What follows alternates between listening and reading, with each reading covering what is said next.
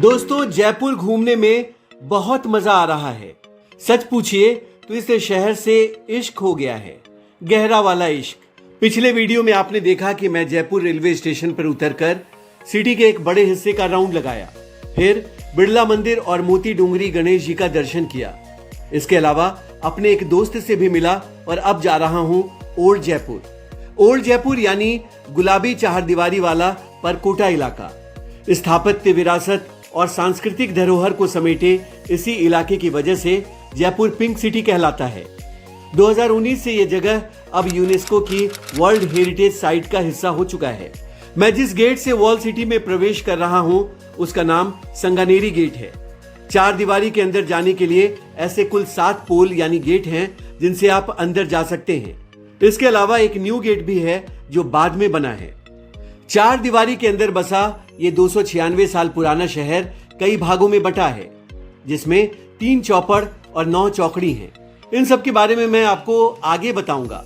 फिलहाल मैं जा रहा हूं यहां का मशहूर हवा महल देखने, जो कि बड़ी चौपड़ इलाके में है।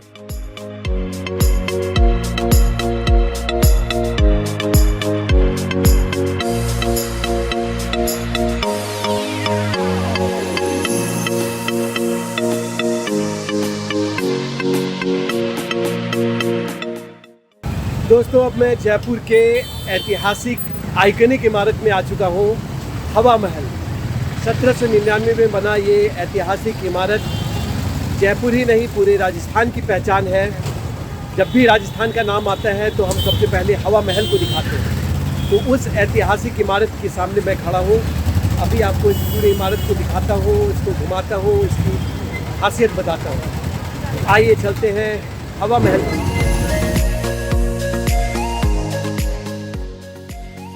लाल गुलाबी बलुआ पत्थर और चूने से बना यह हवा महल शाही सिटी पैलेस का हिस्सा है। सिटी पैलेस जयपुर के महाराजाओं का निवास स्थान रहा है। मैं यहाँ घूमने के बाद आपको वहां भी ले चलूंगा। हवा महल का बाहरी डिजाइन कुछ मधुमक्खी के छत्ते की तरह है। दूर से इसे देखेंगे तो ये किसी राजमुकुट की तरह देखने में लगता है। इसको बनवाने वाले राजा सवाई प्रताप सिंह कृष्ण भक्त थे, इसलिए भगवान कृष्ण के मुकुट की शक्ल में इमारत के बाहरी हिस्से को बनवाया था। हवा महल की ऊंचाई 87 फीट है और ये मेन रोड के एकदम किनारे है। मैंने पहली बार स्कूल की किताबों में हवा महल के बारे में पढ़ा था। पिछली बार भी जब जयपुर आया था तो अपनी कार सीधा हवा महल के पास ही लगाया था। चलिए अब हवा महल के पिछले हिस्से को देखने चलते हैं। पिछली यात्रा में मैं इसको अंदर से नहीं देख पाया था। थोड़ी दूरी पर इसमें प्रवेश करने का दरवाजा है। इसमें जाने के लिए टिकट लेना पड़ता है। रेट है प्रति व्यक्ति 50 रुपए। इस बोर्ड में देखिए, इसके वास्तुकार लालचंद उस्ता का भी नाम लिखा है। बाकी जानकारियां भी हैं। महल में प्रवेश करते ही सुंदर माहौल देखने को मिला। यहाँ एक विशाल आंगन है जिसके 3 ओर से इमारतें और बीच में एक खूबसूरत सा फव्वारा है। सैलानियों के बीच कुछ लोग राजस्थानी पोशाक में बैठकर फोक सॉन्ग गाते दिखे, तो मेरा मन भी राजस्थान की लोक संस्कृति में गोते लगाने लगा।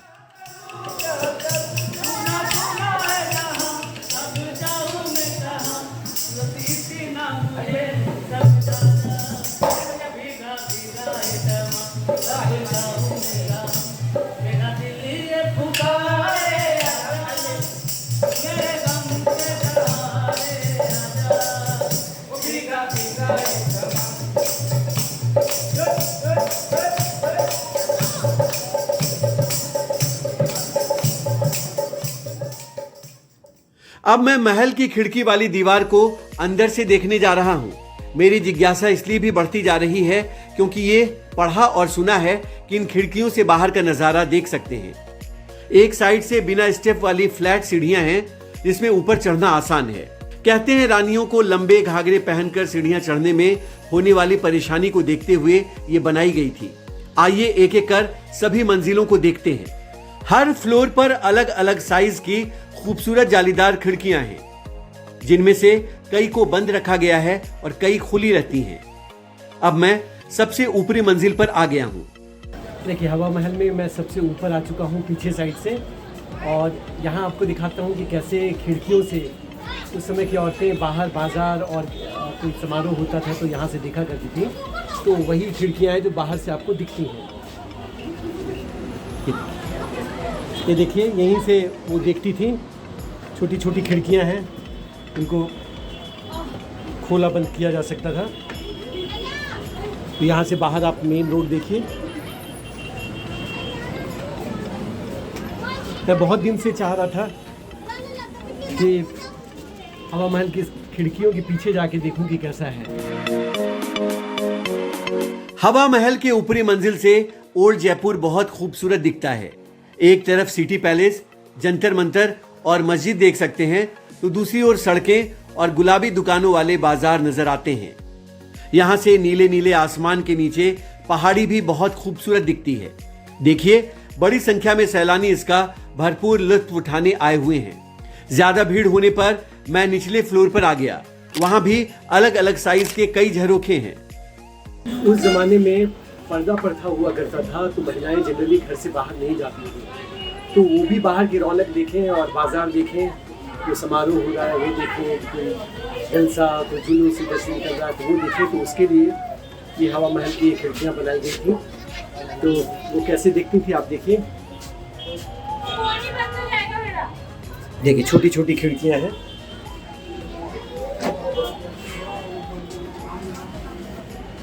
कई सारी खिड़कियाँ हैं। झरोखों को देखिए।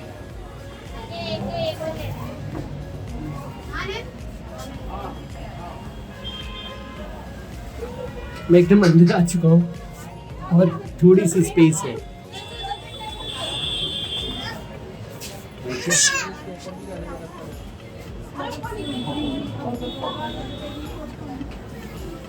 बहुत अच्छा अनुभव है। अब मैं ऊपर के 2 फ्लोर देखने के बाद तीसरे फ्लोर पर आ चुका हूं। यहां अच्छा खासा स्पेस है। देख सकते हैं कुछ लोग सुकून के साथ झरोखे से बाहर का दृश्य देख रहे हैं।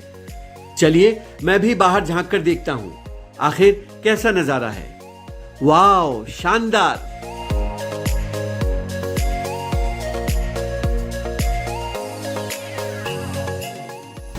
आइए, यहाँ पे कुछ जगह है, ऊपर बहुत कंजेस्टेड था, तो यहाँ मैं और कुछ खिड़कियों को दिखाता हूँ आपको, और कैसे उस ज़माने की औरतें यहाँ से बाहर की समारोह देखती थीं, बाहर का समारोह देखती थीं। देखिए, कितनी सारी खिड़कियाँ हैं और काफ़ी स्पेस है, तो कई लोग एक साथ खड़ा होके यहाँ से देख सकते हैं बाहर। देखिए, तो ऐसी कुल 953 खिड़कियाँ हैं यहाँ पे। तो उस ज़माने के हिसाब से महिलाओं के लिए, और कई, ये 5 मंजिला इमारत है, कई जगह लोग खड़े होकर बाहर का नज़ारा देख सकते हैं। तो यही कॉन्सेप्ट है हवा महल का। मैं बहुत दिन से चाह रहा था कि अंदर आके देखूं, तो आज मैंने आपको भी दिखाया है। चलिए और कहीं आगे बढ़ के देखते हैं और क्या क्या है इसमें। ये हवा महल के ऊपर से देखिए जयपुर सिटी कैसा दिख रहा है। हालांकि इधर धूप है, आपको वीडियो थोड़ा सा चमकीला दिखेगा।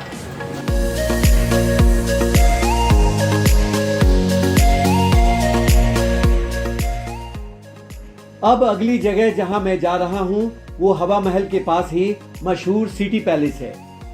ओल्ड सिटी के नॉर्थ ईस्ट में स्थित ये शाही महल राजाओं का तख्त रहा है। जयपुर की रॉयल फैमिली का निवास स्थान भी यही रहा है। आइए इस तोप वाले द्वार से अंदर प्रवेश करते हैं। महल के अंदर घुसते ही मैं मंत्रमुग्ध हो गया। इस विशाल रॉयल पैलेस का बड़ा सा कैंपस शानदार लगा। सिटी पैलेस में कई भवन, आंगन, मंदिर और बाग हैं। ऐसा माहौल लग रहा है जैसे 300 साल पुराने वाले एरा में पहुंच गए हों। कैंपस के अंदर एक और प्रवेश द्वार है जहां 2 नक्काशीदार सफेद हाथी प्रहरी की तरह खड़े होकर जैसे आपका स्वागत कर रहे हों।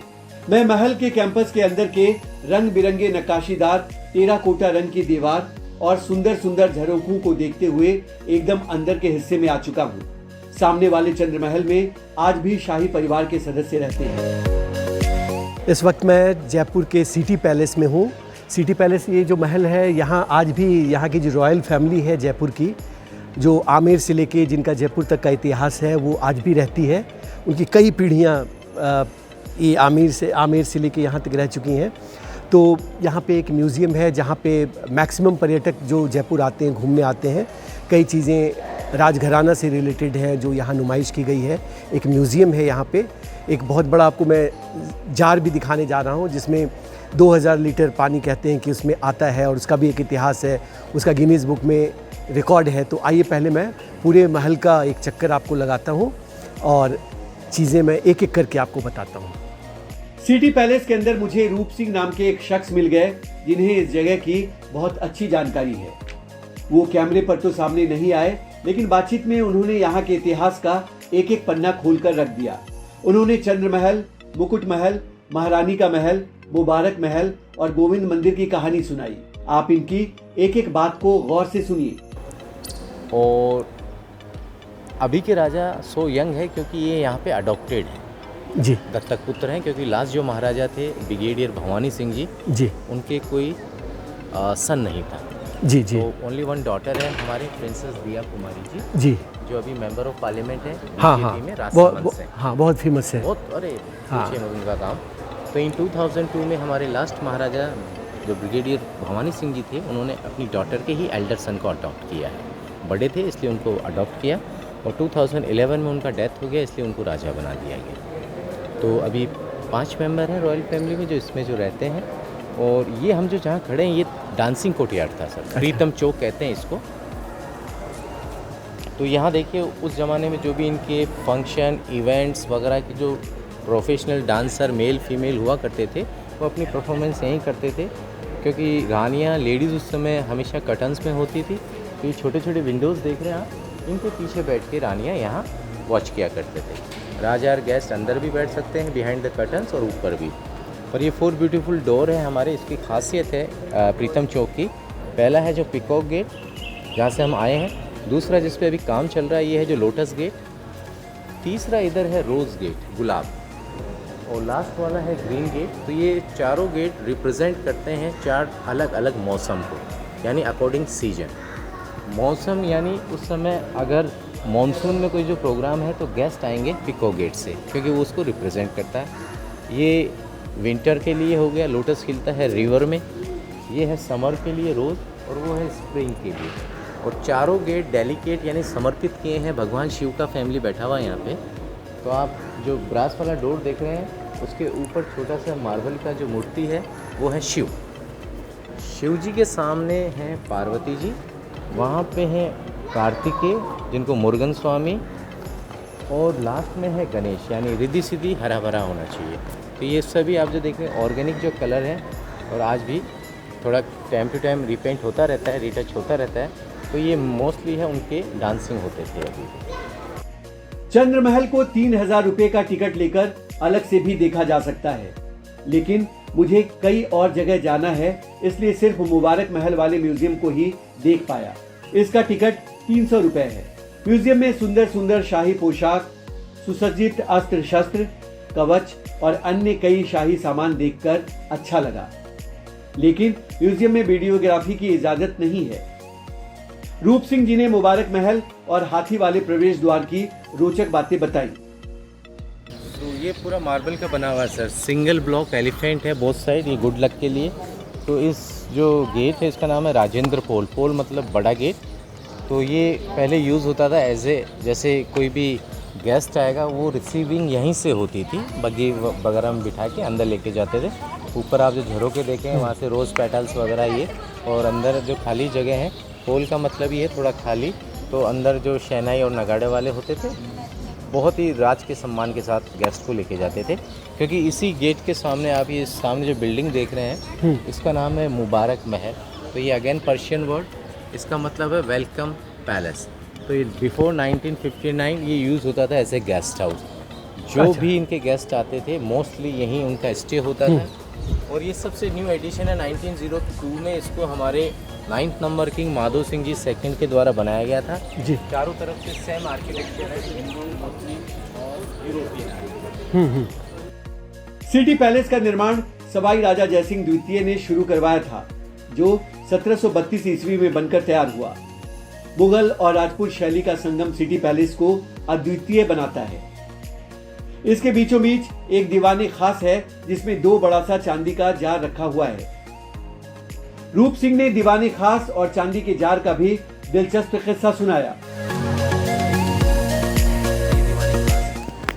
तो यहाँ पे प्राइवेट और सीक्रेट मीटिंग होता था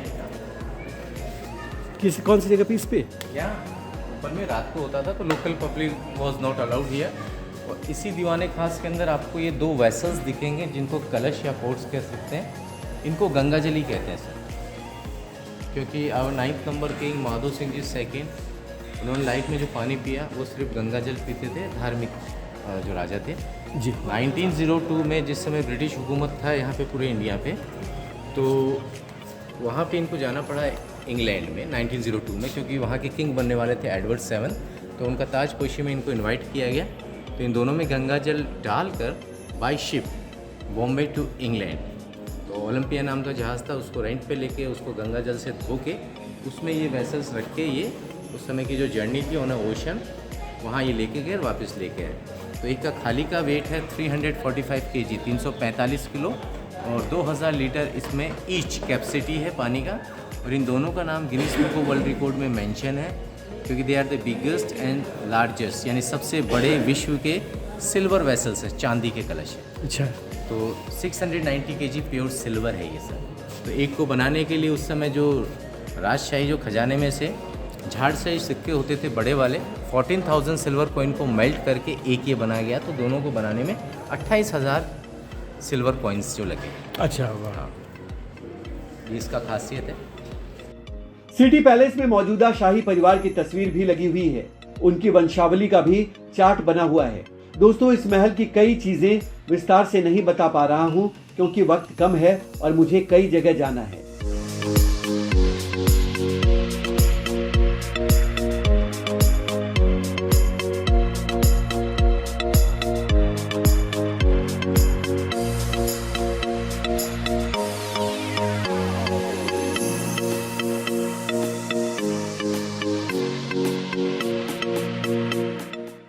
अब चलिए सिटी पैलेस से ही सटे ऐतिहासिक जंतर मंतर में चलते हैं। ये भी यूनेस्को की वर्ल्ड हेरिटेज साइट की लिस्ट में शामिल है। अब जयपुर घूमते घूमते शाम हो गई है और मैं वर्ल्ड सिटी में ही आ गया हूँ जंतर मंतर। जंतर मंतर नाम से आप लोग वाकिफ़ होंगे। सवाई राजा जयसिंह ने इसकी स्थापना की थी। ये 5 शहरों में, हम लोग दिल्ली में बचपन से देखते आए हैं कि वहाँ भी एक जंतर मंतर है। तो मैं आज जो जयपुर का जंतर मंतर है वो देखने आ गया। जंतर मंतर आप लोगों में से कई लोग जानते होंगे कि एस्ट्रोनॉमी से रिलेटेड है, वेधशाला है, जहाँ सूर्य के डायरेक्शन को देख के टाइमिंग उस ज़माने में लोग बता देते थे। ये 18वीं सदी की शुरुआत में जंतर मंतर का निर्माण हुआ था। तो ग्रह की स्थिति, पृथ्वी से रिलेटेड, सूर्य से रिलेटेड कई चीज़ें, हालांकि आप डिटेल में मेरे से मत पूछिएगा, फिजिक्स में मैं ऐसे ही बहुत कमज़ोर था। मैं ये जानता हूँ कि वो बता दिया जाता था उस समय। तो इसका एक राउंड में लगाता हूँ। कई इंस्ट्रूमेंट हैं यहाँ पे जो देख के आपको अच्छा लगेगा, और कुछ गूगल कर लीजिएगा, कुछ मैं भी यहाँ गाइड वाइड से कुछ समझने की कोशिश करता हूँ कि कैसे टाइमिंग देखते थे।